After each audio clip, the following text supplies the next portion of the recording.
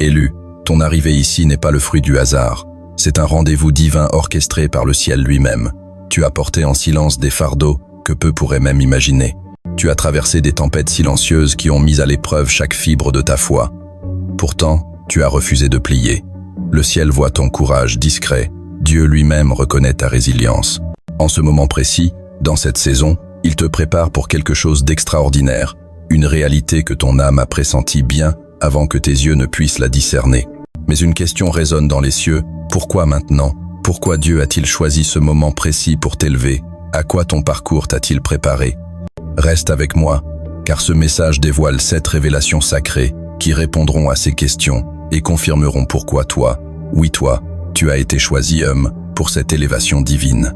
Avant de continuer, je tiens à exprimer ma profonde gratitude à tous ceux qui soutiennent cette mission par vos dons généreux.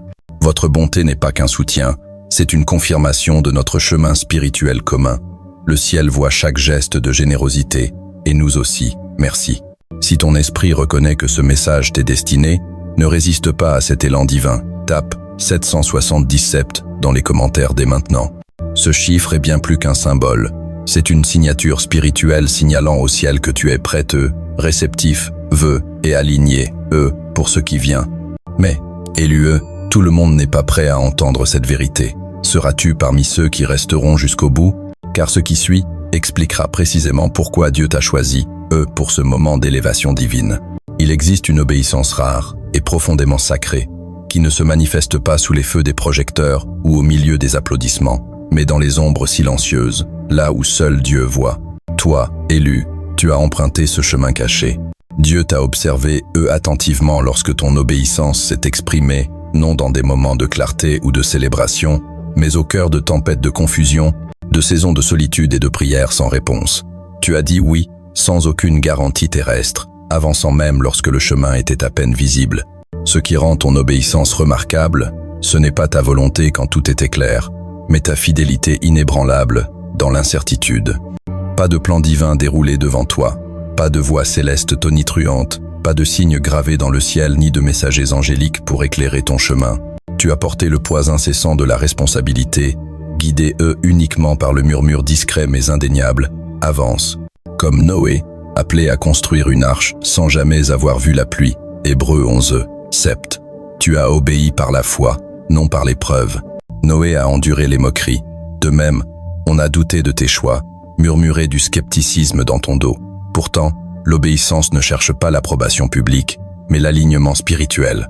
Te souviens-tu des moments où battre en retraite semblait non seulement logique, mais justifié, quand chaque prière sans réponse amplifiait ta solitude? Ces jours où te lever étaient comme gravir une montagne. Tu as tenu bon, non par force intérieure, mais parce que céder au désespoir n'était pas une option. Ton obéissance était comme un chêne profondément enraciné. Les tempêtes peuvent plier ses branches, mais ses racines restent ancrées, absorbant la foi même dans les saisons les plus rudes. Les gens te voyaient poser, et assurés, mais derrière les portes closes, ils n'ont pas vu tes larmes, tes supplications murmurées. Dieu, es-tu sûr? Ils n'ont pas perçu les champs de bataille subtils où ta foi luttait contre la peur, ni compris à quel point tu étais près de craquer.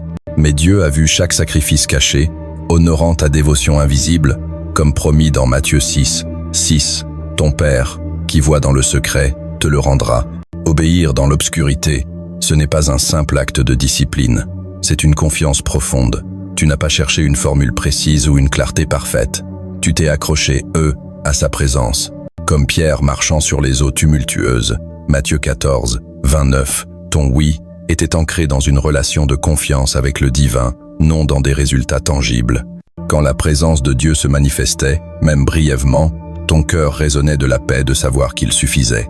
Tu as sacrifié beaucoup, amitié, approbation familiale, opportunité, confort, comme Esther, qui est entrée dans les appartements du roi sans assurance de survie, Esther 4, 14. Qui sait si tu n'es pas parvenu à la royauté pour un temps comme celui-ci? Tu as tout risqué. Ta vie n'a pas été un simple drame, mais un voyage divinement scénarisé par un créateur qui voyait au-delà de tes luttes immédiates, vers ton élévation destinée. Cette élévation actuelle n'est pas le fruit du hasard, de la chance ou de la justice karmique. C'est la manifestation d'une obéissance silencieuse et constante dans l'obscurité. Comme les rivières souterraines creusant des chemins invisibles sous la terre, Ta dévotion discrète a créé des courants spirituels puissants, remodelant maintenant des paysages de faveur et d'influence sous tes yeux. Nikola Tesla, inventeur visionnaire, a travaillé seul, souvent incompris, mais ses découvertes ont transformé le monde. Il a dit « Le présent leur appartient, l'avenir pour lequel j'ai travaillé est à moi. » Comme Tesla, ton travail invisible prépare maintenant une révélation future. À l'inverse, Bernie Madoff, dont les manipulations financières ont conduit à la ruine, nous rappelle les conséquences de la tromperie. Emma, une biologiste qui a œuvré seule pour sauver une espèce de papillon, illustre ton obéissance. Son travail discret a permis une résurgence spectaculaire. Ton obéissance prépare une moisson éclatante. Aujourd'hui, les portes autrefois fermées s'ouvrent. Ésaïe 1, 19 promet « Si vous êtes docile et obéissant, vous mangerez les meilleures productions du pays. » Le paysage de ta vie s'aligne avec le timing divin, ouvrant des royaumes autrefois inaccessibles. Dieu déclare « Bien joué, non pour tes performances visibles, mais pour ton cœur fidèle dans les épreuves invisibles. » Cette élévation est une déclaration divine. Cet élu m'appartient. Son obéissance est née de l'amour, non de l'ambition, de l'alliance, non du confort. Sens-tu ce changement? Es-tu prêt pour la faveur qui surgit de lieux inattendus? Les opportunités inimaginables, l'influence qui s'amplifie discrètement, ce ne sont pas des coïncidences, ce sont des réponses célestes. Élu, ta force ne s'est pas mesurée par des succès visibles, mais par ta simple survie. Il y a eu des saisons où les nuits semblaient interminables, où les ombres étaient si profondes qu'elles engloutissaient tout espoir. Les matins arrivaient comme des échos vides, presque comme un abandon. Combien de fois as-tu crié pour des réponses, pour une direction, pour le moindre signe? Pourtant, les cieux restaient silencieux. Où était Dieu quand ce silence pesait si lourd qu'il noyait ses promesses? Qu'est-ce qui t'a gardé, ancré, quand tout ce que tu entendais était l'écho de tes prières désespérées? Tu es resté, tu n'as pas fui.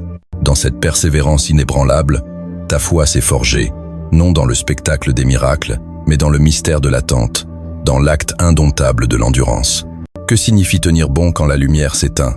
Comment nourrir l'espoir quand les cieux se taisent et que la fréquence spirituelle semble étouffée? Tu as tenu bon avec le souvenir lointain de sa voix et une certitude intérieure murmure. Il est silencieux, mais il est là. Ce n'est pas une attente passive, mais une résilience active, une âme refusant de se déconnecter de sa source, même lorsque la connexion semble fragile. Souviens-toi de la femme à l'hémorragie dans Marc 5, 25-34, qui a souffert pendant 12 ans. Sa foi n'était pas née d'une faveur visible, mais d'une persévérance acharnée. Elle a traversé la foule, portée par une espérance vibrant au-delà de la douleur. Lorsqu'elle a touché le vêtement de Jésus, tout s'est arrêté pour elle. Jésus a dit « Ma fille, ta foi t'a guérie ».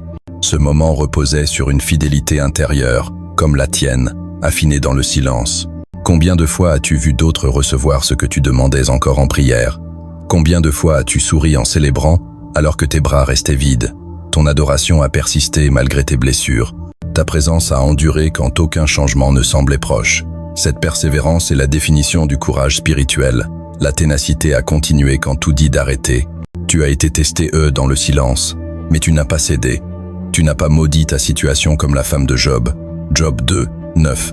Tu as proclamé, comme Job 13, 15. Même s'il me tue, j'espérerai en lui.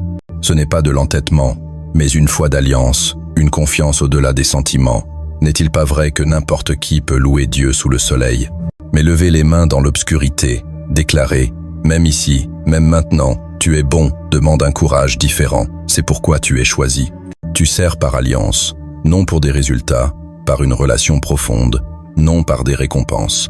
Chaque fois que tu ouvrais la Bible, alors que ton esprit était aride, Dieu le voyait. Chaque murmure, je crois encore, même en larmes, atteignait ses oreilles. Chaque fois que tu entrais dans le sanctuaire, incertaine d'être vue, mais louant quand même, il souriait.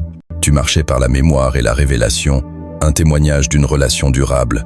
David, dans Psaume 13, criait « Jusques à quand, Éternel, m'oublieras-tu » Pourtant, il concluait « Je me confie en ton amour indéfectible. » C'était ton voyage,